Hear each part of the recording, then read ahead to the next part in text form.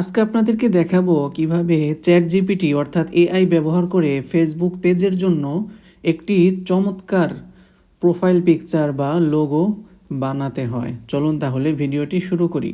আপনারা দেখতে পাচ্ছেন যে আমার এই পেজে নতুন খোলা হয়েছে, একজন ফলোয়ার, আমিও একজনকে ফলো করেছি আর 5টা পোস্ট করেছি, কিন্তু প্রোফাইল পিকচার এখনও আমি বানাইনি। তাই এখন আপনাদেরকে বানিয়ে দেখাবো আপনারাও কিভাবে আকর্ষণীয় একটি প্রোফাইল পিকচার বানাবেন। আসুন দেখি। প্রথমে আমরা চলে যাব চ্যাট জিপিটিতে। এরপরে এখানে আমাদের পেজের নাম লিখব।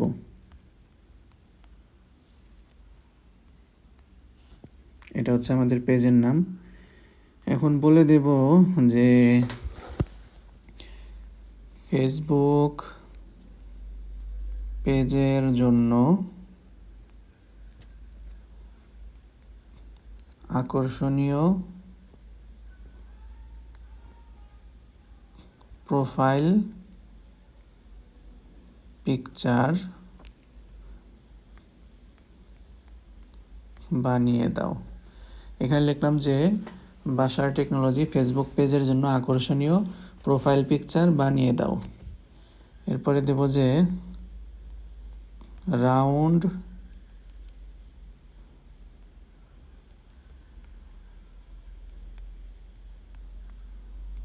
শেপে।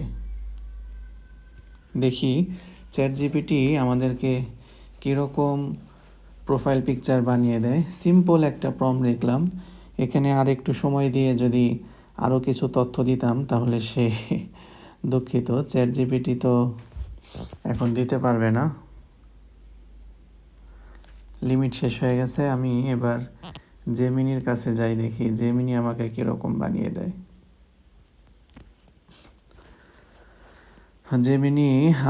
জেমিনিকে প্রম্পট দেওয়ার পরে জেমিনি আমাকে ছবি বানিয়ে দিচ্ছে ফেসবুক প্রোফাইল পিকচার। এই তো হয়তো হয়ে গেছে, একটু অপেক্ষা করতে হয়, একটু সময় লাগে আর কি। এই তো হয়ে গেছে, একদম সিম্পল একটা প্রোফাইল পিকচার কিন্তু হয়ে গেছে। আপাতত আমি এইটাই দেব, পরে হয়তো কোনো সময় যদি চেঞ্জ করি। তো এই প্রোফাইল পিকচারটা হয়ে গেছে। এবার ফেসবুকে যাই। ফেসবুকে গিয়ে প্রোফাইল পিকচার ক্লিক করলাম। এখান থেকে আমাকে সিলেক্ট করতে হবে যে সিলেক্ট প্রোফাইল পিকচার। এরপরে গ্যালারিতে নিয়ে আসবে, এই যে প্রোফাইল পিকচার, সেভ। এখানে চাইলে প্রোফাইল পিকচারের সম্বন্ধে কিছু কথাও লেখা যায়, say something about your profile picture. তো আমি কিছু লিখতে চাচ্ছি না। এরপরে নিচে অনেকগুলো অপশন আছে, restyle, edit, frames, make temporary.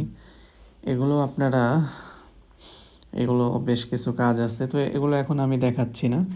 আমি শুধু দেখাচ্ছি যে কিভাবে খুব সহজে অল্প সময়ের মধ্যে একটা সুন্দর আকর্ষণীয় প্রোফাইল পিকচার বানানো যায়। এই দেখুন আমার প্রোফাইল পিকচার কিন্তু বানানো হয়ে গেছে। তো এইভাবে চাইলে আপনারাও অল্প সময়ে এআই দিয়ে প্রোফাইল পিকচার বানাতে পারবেন। তো সবাই ভালো থাকবেন, দেখা হবে পরবর্তী ভিডিওতে।